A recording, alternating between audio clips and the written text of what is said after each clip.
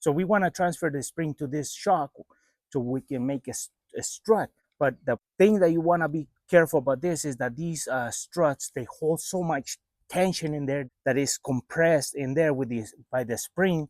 So the top and the bottom of the base of the strut are holding that spring from expanding. So that's what's causing all that energy to be stored in these struts.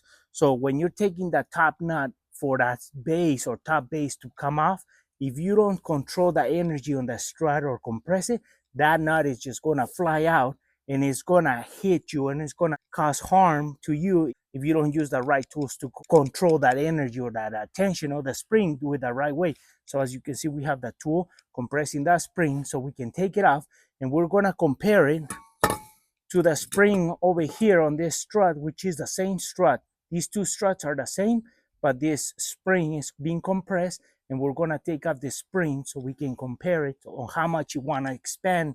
So when you're taking those top nuts for the base or the towers, we're gonna take that one off and compare it to how much you wanna expand compared to this one. So there's special tools that you can use to make this job easier. So you can compress the spring and then you can take up the top nut, so that way you don't get hurt with all that tension. So you control the tension while you do the exchange of the spring.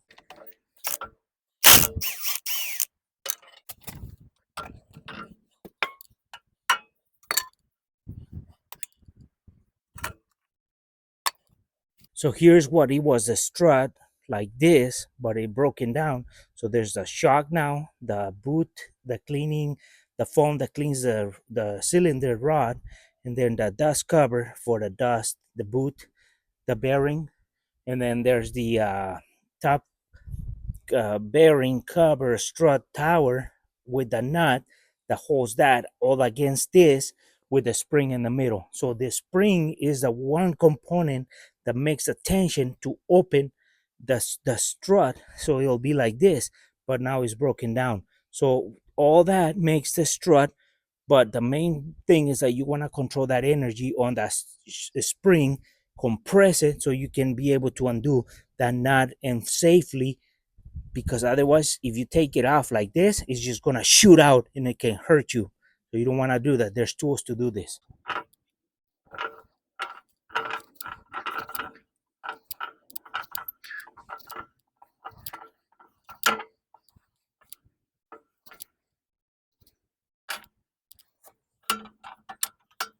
We have taken out the spring from the compressor or the spring compressor, and we have set it right next to the other strut that it was just like that one, but in we set the spring next to it to see how much it wanted to expand. So as you can see, this one and this one is the same spring, just that this one is being compressed or is being held. That energy or tension is being held in there, and that's how much it wanted to expand or wants to expand. So if you're taking that nut on the top for the strut and to take out that tower or bearing and all the other stuff off to change it from that old strut or shock to the new strut or shock that you bought, you want to use a tool that is especially made for this kind of scenario, where you can compress and control the energy or the tension of the spring while you do the exchange. You let the spring stays in there, you take the old strut out, and then you slide the new strut into the spring,